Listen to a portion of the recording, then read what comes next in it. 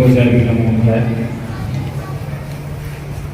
हम लोग जो है एक व्यवस्था को छोड़कर दूसरी व्यवस्था में आएंगे, और जब हम किसी एक व्यवस्था को छोड़ते हैं और दूसरी को अपनाते हैं तो स्पष्ट है, एक कारण तो स्पष्ट है कि पहली व्यवस्था में कहीं ना कहीं कोई कमियां रह गई थी जिसके कारण को छोड़ना पड़ा, और दूसरी व्यवस्था को अपनाया है तो कहीं ना कहीं उसमें वो कमियां नहीं है, बल्कि कुछ अच्छी बातें हैं इसलिए उसको अपनाया है।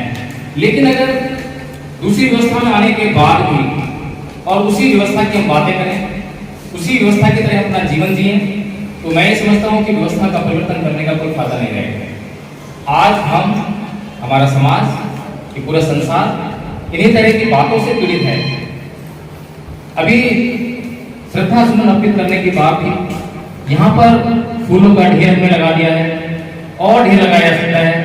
इतने फूल जो रखे हुए हैं, इससे कहीं ज्यादा मात्रा में फूल यहाँ पर है श्रद्धा के रूप में यहाँ पर किए जाते हैं, लगाए जाते हैं।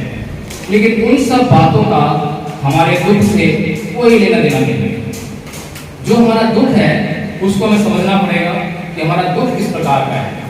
जब तक हम अपने दुख को नहीं समझेंगे तब तक हम उस दुख को काट नहीं सकते हैं। दुखी किस लिए हो रहे हैं, और अगर रोने से, रोने से, चिल्लाने से, आंसू बहाने से अगर कोई दुख कट जाए तो हम सभी लोग उतना रो सकते हैं, उससे अधिक रो सकते हैं, जितनी जरूरत हो उससे कहीं ज्यादा हम सब मिलकर रोते हैं, और 10-15 लोगों को बुला लेंगे, वो भी साथ में रो लेंगे अगर किसी का दुख कटता हो। लेकिन समस्या ये है कि दुख का जो कारण है उस कारण के निवारण करने से ही दुख को काटा जा सकता है।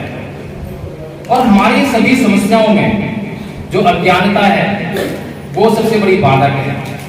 हम अज्ञानता के अधीन रहते हुए, अज्ञानता के कारण हम अपने दुखों को पहचान नहीं पाते हैं और दुखों से हमेशा भागने का प्रयास करते हैं। अभी संजय मंथन जी हमारे बीच में नहीं है, और अब हम में से कौन है जिसका निश्चित है कि वो कितने समय रह पाएगा? एक दिन, एक महीना, एक साल? किसी का भी निश्चित नहीं है कि कोई कितने समय तक रह पाएगा। इसका मतलब यह है कि जो हम लोग यहाँ बैठे हुए हैं यह झूठ है, भ्रम है, लेकिन एक सच्चाई है, और उस सच्चाई से हम लोग हर पल, हर रोज दूर भागते हैं। वो सच्चाई है मृत्यु। मृत्यु निश्चित है। इस सच्चाई से कोई भी बना नहीं सकता कि ये मृत्यु किसी को नहीं आएगी, सबको आनी है। हर एक जीव जिसने जन्म लिया है वह मृत्यु को जरूर प्राप्त होगा। कब प्राप्त होता है, कितना काम करता है, कितने लोगों से संपर्क करता है, कितने लोगों की चाहत बनता है, ये सब बातें उन लोगों के दुख का कारण बन जाती हैं जो लोग उस व्यक्ति के पीछे छूट जाते हैं। आज ये जो परिवार है, इस परिवार के दुख का कारण संजय मंथन जी के प्रति प्रेम, जितना प्रेम जो जितना करेगा किसी भी व्यक्ति से, उतना ही वो दुख उसके जाने के पश्चात उसको भोगना पड़ेगा। जो लोग यहाँ पर आकर रो पड़े, उससे स्पष्ट होता है कि उनका कितना लगाव था। जो अब भी रो रहे हैं, शांत नहीं हो पा रहे हैं, स्पष्ट है कि उनका कितना उनके प्रति लगाव था। लेकिन इसमें ज्ञान भी है। वह ज्ञान ये है कि हम आसक्त ना हों। जितना हम आसक्त होंगे किसी भी चीज के प्रति, किसी व्यक्ति के प्रति, उसके ना होने पर उतना ही हमें दुख भी भोगना पड़ेगा। तो दुख का कारण सिर्फ और सिर्फ यही है। बुद्ध ने कहा है कि जाति की दुखा, जरा की दुखा, व्याधि की दुखा, मनाम की दुखा, शोक परिदेव दो मनस्वी पाया साथी दुखा, यम की चंगे नफसी तम की दुखम। तो कुल मिलाकर यही है कि इस दुनिया में जन्म लेना दुख है, रोग दुख है, बुढ़ापा दुख है, और मृत्यु दुख है। ये सभी चीजें दुख हैं। इसके साथ में जो प्रियजन होते हैं, संजय मंथन जी हमारे प्रियजन थे, कहीं ना कहीं किसी न किसी रूप में हमारी संवेदना जुड़ी हुई थी। गाने लिखते थे, विश्व मूवमेंट की बात करते थे, भगवान बुद्ध की विचारधारा को आगे बढ़ाने की बात करते थे। आज उनके परिवार में शायद जितना वो चल पाए उस विचारधारा को लेकर, उतना भी हमें कोई दिखाई नहीं देता कि शायद इस विचारधारा के संपर्क में भी कोई हो। लेकिन अगर हम वास्तव में और सच्ची श्रद्धा अगर हम संजय मंथन जी के प्रति प्रकट करना चाहते हैं, और वास्तव में चाहते हैं कि हाँ हम उन्हें सच्ची श्रद्धांजलि प्रकट करें तो वो तभी हो सकती है जब हम ये जान पाए कि उनकी इच्छाएं क्या क्या थी, जो उनकी इच्छाएं पूरी नहीं हो सकी। ऐसी इच्छाओं को जानकर और हम उन्हें पूरा कर पाए तो शायद वो सच्ची श्रद्धांजलि होगी।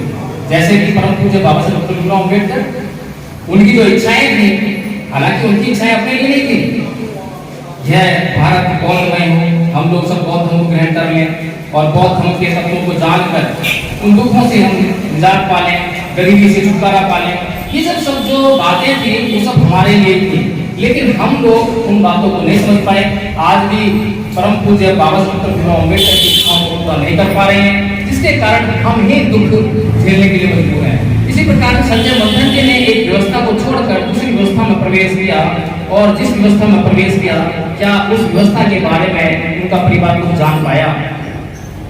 अगर अभी तक नहीं जान पाया तो कम से कम अब उनके जाने के पश्चात यह उस परिवार का कर्तव्य बनता है कि वो उन लोगों के संपर्क में सदा बना रहे हैं जिनके संपर्क में संजय मंथन जी लगातार बने रहते थे। और एक चीज का एहसास तो हो ही गया होगा कि जैसे ही संजय मंथन जी ने हमें यहाँ से छोड़ा तो तुरंत ही उनके परिवार की सहायता में ये समाज खड़ा हो गया, और आर्थिक सहायता जितनी भी उसकी थी, जिससे भी हुई, उसने अपनी सहायता की है। और ये सहायता निरंतर जीवन भर बनी रहेगी। जहां जहां इस परिवार को जब जब जरूरत होगी, जब जब दुख आएगा, तो उन दुखों को दूर करने के लिए ये जो परिवार है, ये समाज है, ये सदैव खड़ा रहेगा।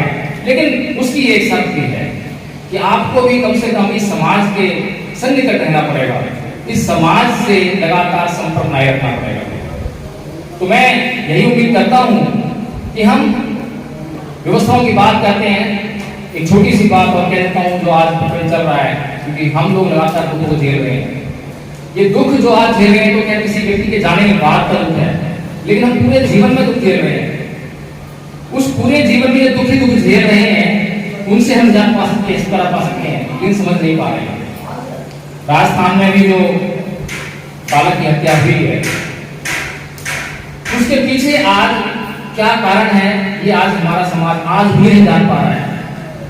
बहुत बड़े बड़े नेता वहां जाकर भाषण दे रहे हैं, बहुत से लोग मुआवजे की बात कर रहे हैं, बहुत से लोग नौकरी की बात कर रहे हैं, लेकिन उस असली बात को कोई कहने की हिम्मत नहीं कर पा रहा है जिसके कारण वह हत्या हुई है। आज उस हत्या का दोषी वह मेघवाल समाज है, वह परिवार है, जो परम पूज्य बाबा साहब डॉक्टर भीमराव अम्बेडकर के बताने के बाद भी उसी व्यवस्था में रहा। अगर उस समाज ने उस व्यवस्था को छोड़ दिया होता तो शायद उससे ये भी हुआ होता।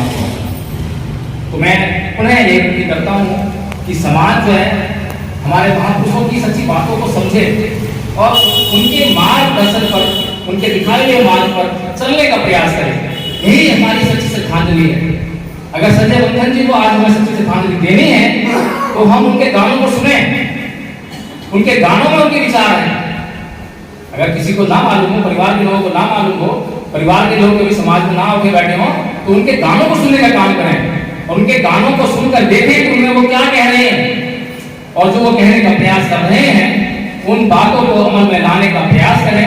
आप खुद आगे बढ़ें, समाज का साथ लें और आप अपना विकास समाज के साथ में निश्चित करें। इसी में जो है मंथन जी को सच्ची श्रद्धांजलि होगी। जय हिंद।